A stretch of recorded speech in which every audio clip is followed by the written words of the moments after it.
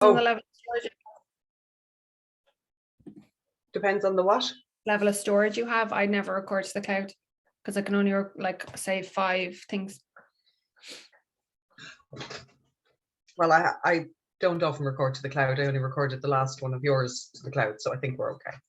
Well, I'm recording anyway, so.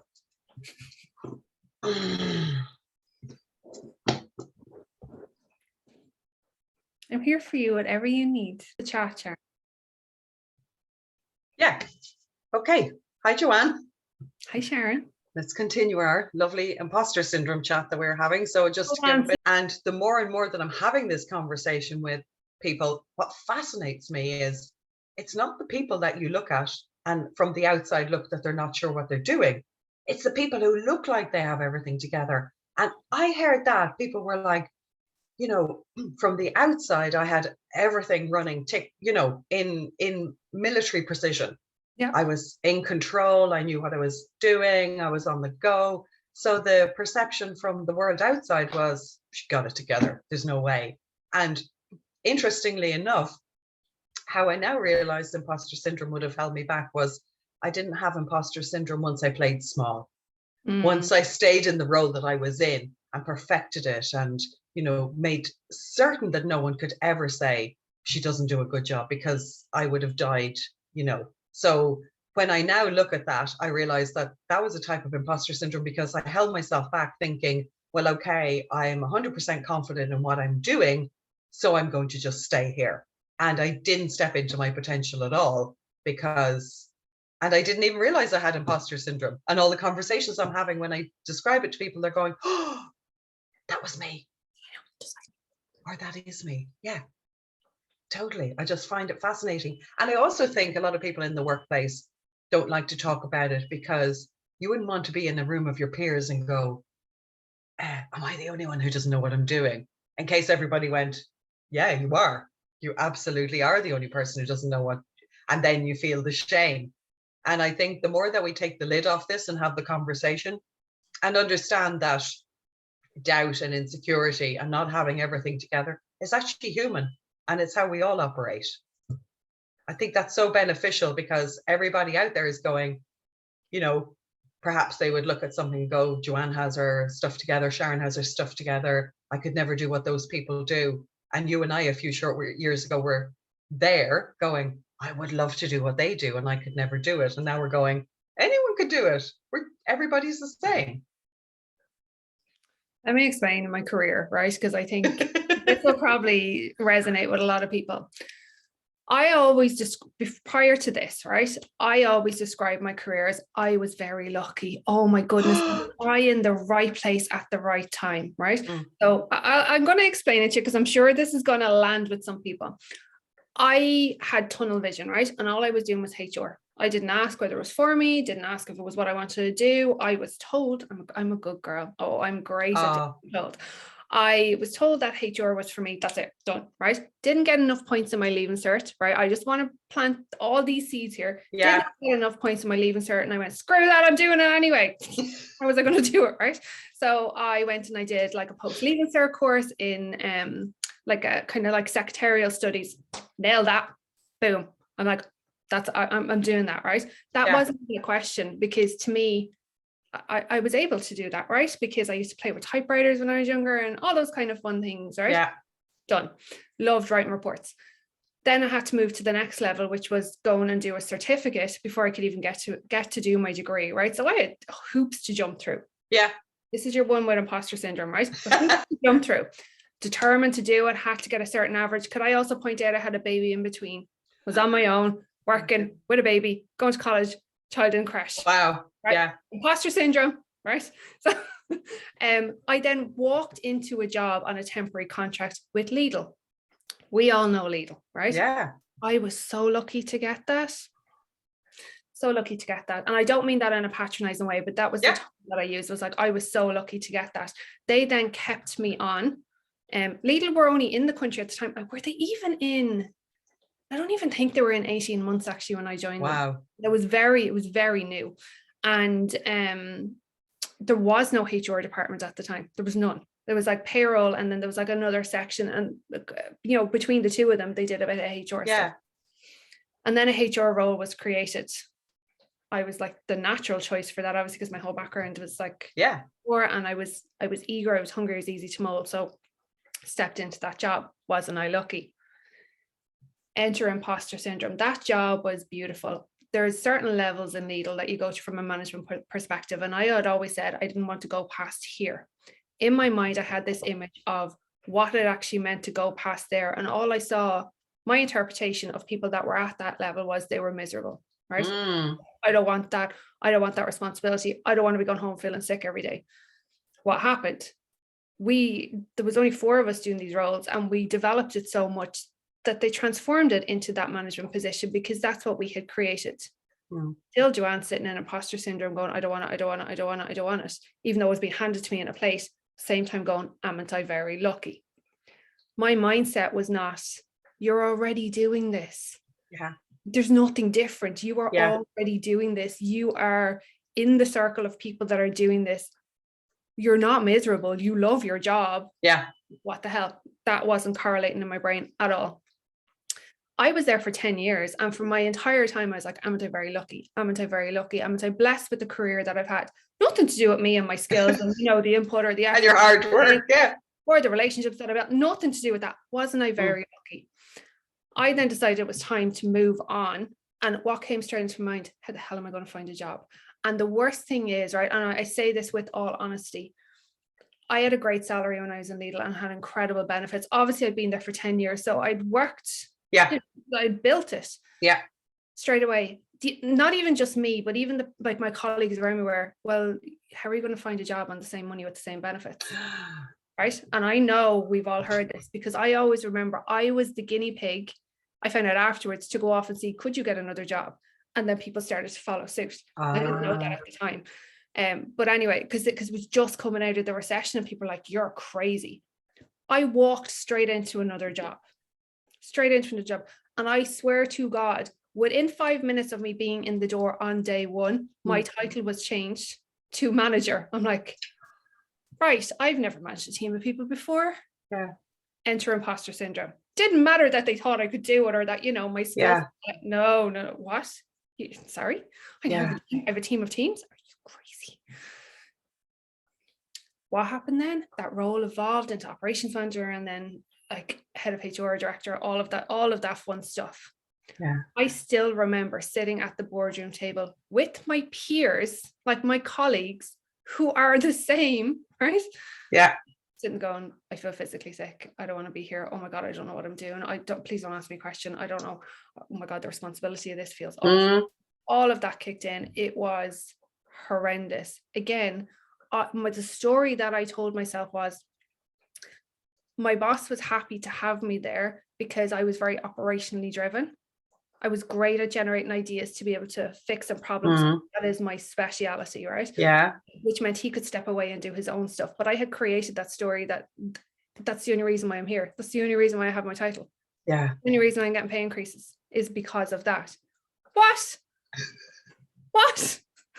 No, I don't think so. But I didn't know that at the time. I then left that. I was there for a good 5 years. I left because I was looking for a better work-life balance. Work-life balance starts from in here. It started from physical location, all that stuff. Anyway, we know better now. And I moved to a beautiful consultancy company. Swear to God, imposter syndrome kicked in again. Do they think I'm not doing a good enough job? Do they think, because I was here and they were in the UK, right? And when I say the most beautiful company to work for, oh my goodness, between clients and the team, you couldn't have asked for nicer. Just was such an incredible experience. But it really showed me, okay, HR isn't for me, right? Like if I wasn't listening before, I couldn't really avoid it then. I had everything I'd asked for and I was still unhappy, But in terms of imposter syndrome, I still was like, oh my God, do they think I'm doing nothing? Like, because obviously I'm not physically in the environment with them. This is somebody who's like HR, who knows the value of giving people space and, all of that. Like, oh my God, did they think that I'm not doing enough? I'm like, are they questioning what I'm doing? Should I be doing more? What? I know. And one thing I just want to touch on, because in case it goes out of my mind, you know, this perception, this when you're, because I heard this in the job that I was in, that I ultimately managed to exit because I burned and crashed out of it. But I heard this all the time. And I think a lot of us have this experience. You have the Sunday night jitters, and then you go in on the Monday full of dread and you don't want to go in. And you're like, that's it, I'm definitely, or you go back after Christmas or after holiday, that's it, I'm out of here, I'm going out. And then slowly you talk yourself out of it by the Friday, because you're like, oh, sure, it's Friday, I don't want to think about it. And then you hear this type of scenario that you're talking about. Oh, sure, it's great money. And isn't it great money? And you know, like, you have great benefits and there's probably nothing else out there. And our imposter syndrome, our lack of self-worth, our fear totally kicks in and is fed. So I love what you're saying about it coming from the inside out. And it also resonates with me. And I think that's why so many people get stuck in the imposter syndrome cycle, because they let other people's perception of what's available to them influence them. And then they hold themselves back.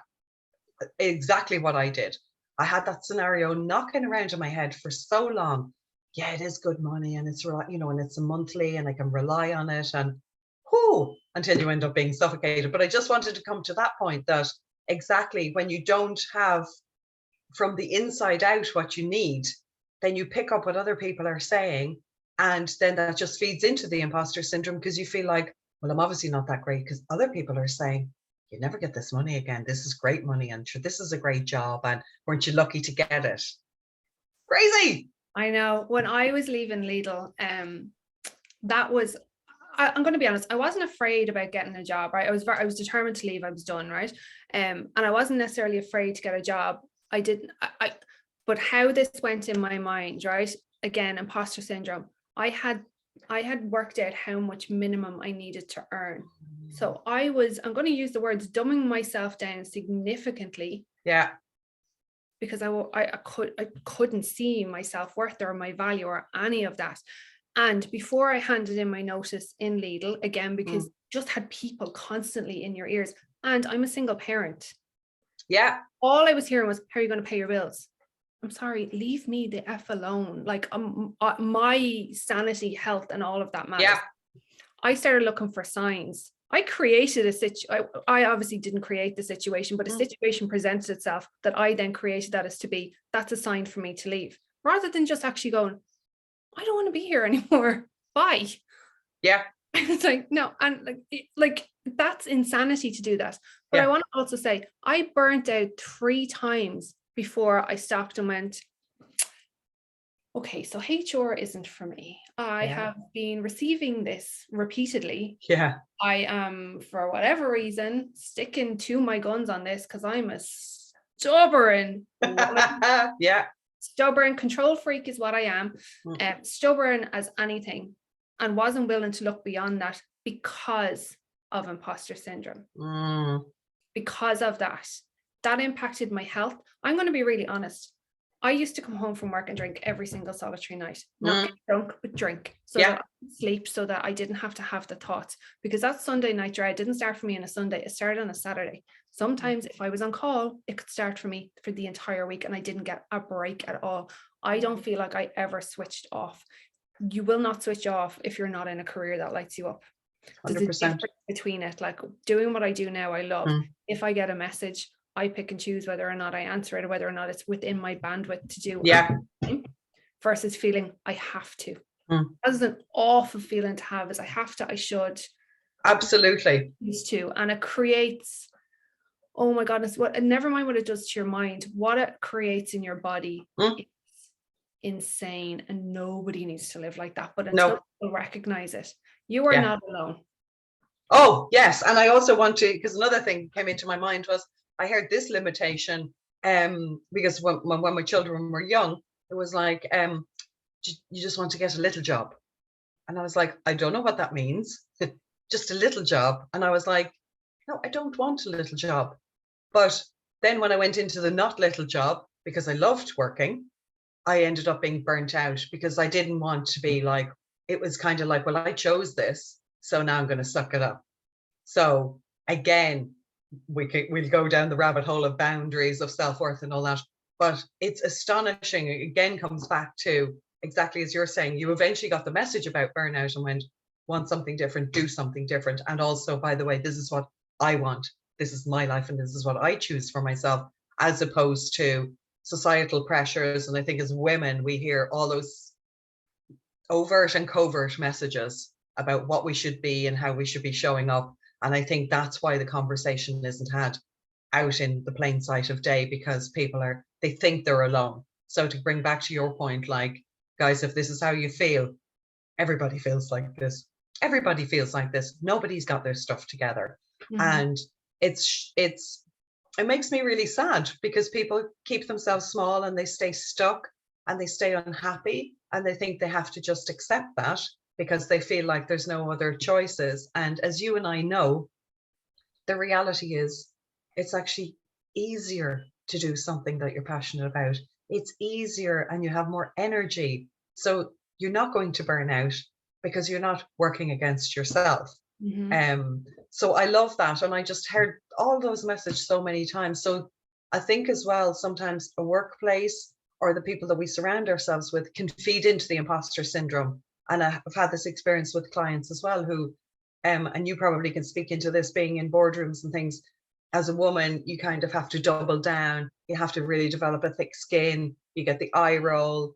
And we're conditioned like that. And then we internalize that message and make it mean something about us. And then that feeds our imposter syndrome to, I obviously don't know what I'm doing. And these are the messages that I'm getting. So, you know, I don't know like what your view is on that, but I'm just like, this is why I feel it's so powerful to have this conversation for us to be out here going, you know, it is okay to ask for what you want. It is actually not just okay, it is necessary. Thank you. It's necessary to go after what you want and ask for what you want. And feeling like you're not quite sure, you don't have everything together is actually normal. And feeling uncomfortable is normal. And it's actually something to be excited about because it means you're growing. Okay, I'm going to say permission to offend. Yeah. Go for it. Erin knows when I say this, she's like, oh crap, what's going to come out? Oh no. Okay, I'm going to give a home truth here, right? As a woman, I'm going to speak to the women out there. I can't speak to men because I'm not one, so I don't truly understand what goes on. I can guess and I can say it's probably similar, but I'm going to speak really truthfully to women that are watching. And permission to offend. If you're offended by this, okay, I'm okay with that, right? Because it means that it's touching something within you. Hear the message behind this. As women, we are not being true to ourselves, right? We try to fit into what has been created as a male driven, and I'm not talking about men as in the entity of a man, but the masculine energy of the doing and the hustling and the being and trying to be something that we're not. For what? We do not have to be that way. And until you're true to yourself and what you want, you're selling yourself out. And I think women need to really hear that is imposter syndrome is going to come. Number one, when you're not true to yourself because you don't know who you are. And number two, when you're not being honest with what you want. I did not want to be in a boardroom with that masculine driven energy. I didn't know that. Why? Because we're conditioned. You're taught that you do this to get that. So you go to college to get a degree so that you can be in that boardroom, because that's the logical, obvious approach. If it doesn't feel good to you, it is not for you. It is not for you. So imposter syndrome, yes, it is all of what we're talking about. And it's also, are you selling yourself out from who you actually are? And if you are, oh my God, stop it now. And if you don't know what it is that you want, okay, start digging. Ask somebody to support you on that. Don't keep going down the same rabbit hole just because you think there's no other options. I did it 3 times. Until I was in a company where they were so beautifully gorgeous, like as in like a warm hug, that if I'm still unhappy, that's not a them issue. That is all on me. And what it boiled down to was I didn't believe in myself. And as a single parent, I had this whole thing of not being good enough to step out there and create what I want, because I was holding a lot of shame and guilt. So if you're not going after what you want, and if you're sitting in a situation where you're uncomfortable, you are selling yourself out. I couldn't agree more. And also what I want to say is that oftentimes everybody has a degree of, you're saying as a single parent, you felt one way. And also as a working mother, I felt exactly like that I had to give my all, because I had to perform at the standard of people who didn't have children or weren't mothers. I had to be in the boardroom. had to deliver, I had to have that masculine energy. And then, so I was pushing myself and doubling down in the workplace. And then when I came home, because my children were so important to me, I was doubling down and pushing myself. And the most shocking thing for me is all my doubling down wasn't worth anything, because as you're saying, I wasn't being true to myself. I wasn't aligned. I felt burnt out. I felt stressed. I don't believe I was present in either place. I mean, on paper, exceptional at my job. I mean, all the feedback was I was exceptional at my job. I'm really good. I pushed really hard. And now I go, at what cost? And as a parent, on paper, my kids were well dressed, well fed, educated. They had everything they need. But now when I look at the emotion and the underneath and the other things and the space to breathe, I'm like, oh my goodness, what? When I had my wake up call was like, this is no way to live. This can't be a life. Yeah. And I feel it's unfortunate that we don't have the conversation until almost it's too late, or we don't give ourselves permission to go after what we want until we crash and burn, or there's serious illness, or, you know, there's a bereavement or something. And we have that moment where we go, you know, life is passing me by one way or the other, and I get to choose how I spend my days. And that's also why I'm passionate about having these conversations, because I didn't realize I was doing it. Nobody was having the conversations. Even when I burnt out, I mean, I had to burn out to give myself permission to rest, because the GP said, game over, Sharon. I went, okay, well, the GP said it, so I'm not letting anybody down here, because he's told me I'm not capable. And it's a lot of work to come back from that. And I just feel it's so important to have the conversation. So perhaps people will recognize the signs and going, I'm doing that. I'm on a hamster wheel. I'm overwhelmed. I don't know where to stop. I remember going, I'm afraid to let one ball drop, everything will fall apart. And I remember the therapist saying, what does that mean, Sharon? And I was like, literally everything is going to crash and burn. And when I think of that now, and that's why this conversation is brilliant, because I have less stress now. You know, I probably work more hours, but I have less stress and I feel better. My relationship with my children is better and I'm more fulfilled. So it excites me rather than draining me. Or I suppose this will land with you, living my life based on what other people's expectation is, or what other people think success looks like, because people would have thought I all my you know what together and running everything smoothly, and inside I was drowning and dying. And I think as I saw my children get older, I thought, you know, because when they're little, you're so absorbed in that. And when they were little, I thought, when they're older, this is what my life will look like. And then they got older in front of my eyes. And one day I looked and went, now they're older, my life still looks the same. I'm still exhausted, overwhelmed, burnt out. And that was the wake up call for me, along with crashing and burning. But that's why, you know, you can measure it when you see your children getting older, and then you're suddenly shocked. So the time goes by, and that was my wake up call, you know, to go, oh, hang on a second. When is it my turn?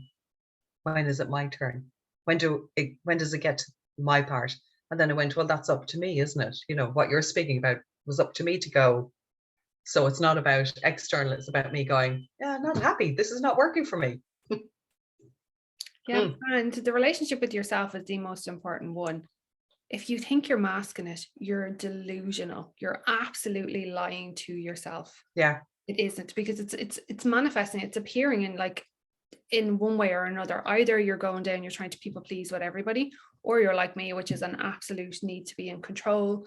And what control really looks like is it's very manipulative and it's uncomfortable, it's cold, it's a lot of anger in it because there's so much judgment, right? If you go down the people pleasing route, you're terrified. Like, you're terrified that somebody is going to judge you. You're terrified that you're going to do wrong. So if your relationship with yourself isn't good, you are not masking it, because how you are doing things in one part of your life is how you're doing them in them all. Yeah. Going back to what you were saying there about the kids, I personally would not want to have been a stay-at-home mom. I love working.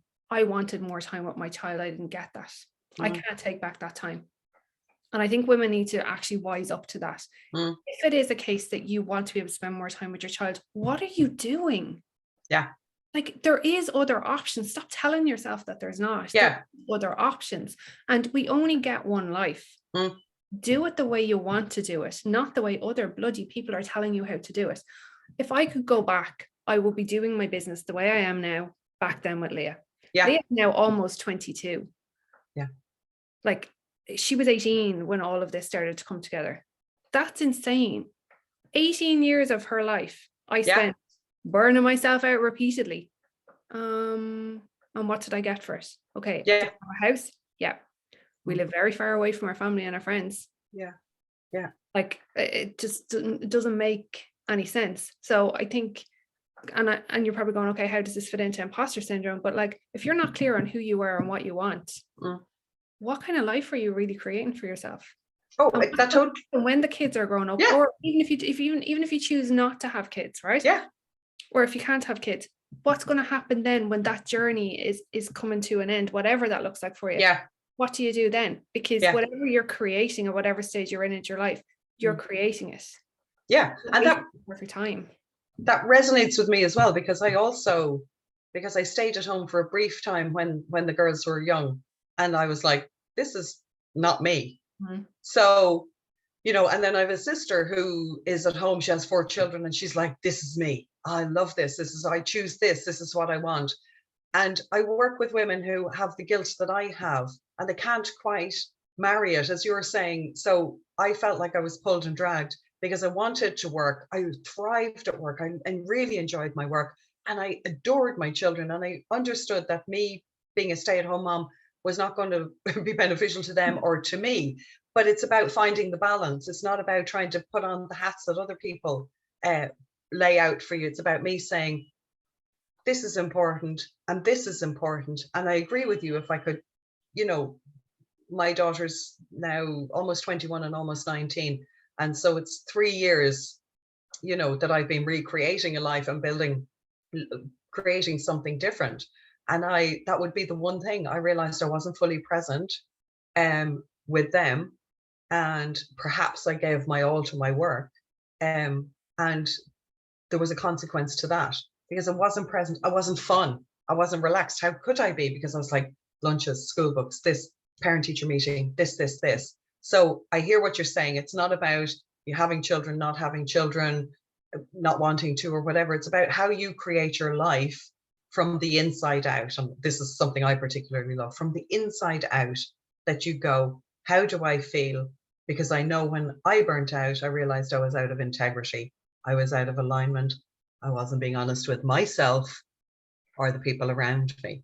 And that takes courage to go, I'm BSing myself and everybody else, and this has to stop. You know, it's not a straightforward thing to do because we're so conditioned. So I agree with you. You kind of, as you would say, get still with yourself and see, what is it I really want? But we're so caught up in, there's so much pressure on us, men and women and young people, and there's so much technology that we get distracted and we don't ever go, you know, well, what do you really want? No, let's be honest. What we say is, I'm too busy. I don't have the time. Oh, yeah. That's what we say. So it's not, and being too busy is trying to avoid. It's just pure avoidance. For anyone that's I'm too busy, you are avoiding something. Yeah. And there's no point in saying anything else. I was queen avoider. I did not want to talk about what was going on, or, you know, all of that. So I just removed myself continuously situations and went to find ones that allowed me to be busy and to be completely disconnected. So you're not too busy. If something is important to you, make it a priority. Like, if you can make stuff and work a priority, you're hell bent on being sure you can make yourself a priority. The same way, if you can make your children a priority, you can make you a priority. Stop avoiding you, because but it's the people pleasing.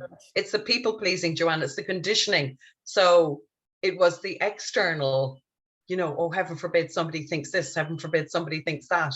It's crazy to me now, but I totally get it. It's the people pleasing. It's the looking good, you know, codependency, whatever, all of the fun things that afterwards you go, yeah, and it's avoidance. And for me, it wasn't so much I don't have the time. I created the time. I don't have the money. And I hear this all the time. It's either I don't have the time or I don't have the money. And every single time, the person who doesn't have the time always has the money, because they're working themselves into the ground. And the other way is true as well. They don't have the money because they're not prioritizing themselves. And that was me. I was like working, running. I don't have the money. Oh my goodness, I couldn't spend that on myself. Oh my goodness. And yet, if it was for one of my children, I'd you been do it in like, a heartbeat. oh, absolutely. So I hear you. Absolutely. It's either time or money every single time. I don't have the time. I don't have the money. And you will find it, because you will crash and burn, and it will become then so important to you that you have no other alternative. Yeah. And that's living in pain, so. Yeah. And I think, John, for anybody that's listening or that's going to your workshop, like, this isn't about being critical of yourself. It's actually just being aware and being curious, because it takes a lot of courage to go down this deeply to it. But I do think the harsh truths are needed to be able to shift past it. It's to actually have that mirror up in your face to go, this really isn't working for me. Like, it's just not working for me. I'm like, even say the words, I'm embarrassed to say this, but this is how I feel, or this is what I want, or I feel guilty saying this, but this is what I want. Whatever it is, just speak it out, because if you don't start to speak it out, it's never going to happen. And you're never going to start to release those yucky feelings that you have attached to it. And that is the start of it, is going, well, what do I want? And we get to create nicer working environments when people start to speak this stuff out, because everybody who is in a work environment was a child at one point with dreams and hopes and aspirations. Yeah. They don't get to die just because you've stepped into a corporate world, but we've created those environments and we've allowed them to continue. And it's going to take time to change this, of course, but it does start with you being honest with you and saying, okay, today I choose me. Oh, yeah. Yeah, that was the start of me changing everything. I choose me. And I love Brene Brown speaks about this, about shame. She speaks about how, and it's the shame that keeps us hiding. The feeling like we're imposters, feeling like we're failing at everything, that nothing is going right. And we feel, as you're saying, just speak it out, because we feel ashamed. We feel like we judge ourselves and we feel others may judge us. And in fact, I find the opposite is true. When somebody opens their mouth and says, I feel like I'm failing at everything, or I feel like I need support, or I don't know what I'm doing, my experience is people rally. And people go, oh my goodness, this is somebody that we love who gets to have our support. But I feel most times we feel ashamed and we feel like we're imposters and we're failing and there's something wrong with us. So I love that you bring up with the judgment piece, because we internalize the criticism and we make it mean something about us. And then we don't want to say it in case we're perceived as being, other or different or failing. So yeah, I love that. Okay, Joanne. So as always, this could go on and on, to be fair. This we could make episodes after episodes of this. So City, I'm telling you. And all the examples that we could give, this literally could go on. Yeah. For hours and hours and hours and hours and hours and hours and hours, because it's it's a topic that has to be talked about all the time, right? Yeah, I love it. Thank you, my friend. I appreciate you so much. Thank you for your time. And I feel like we get to pick this up somewhere in a week or two, perhaps around burnout, self-worth, all the stuff that you and I love to bounce around and chat about. So thank you so much. Fun stuff. Thank you. I appreciate you. See you later.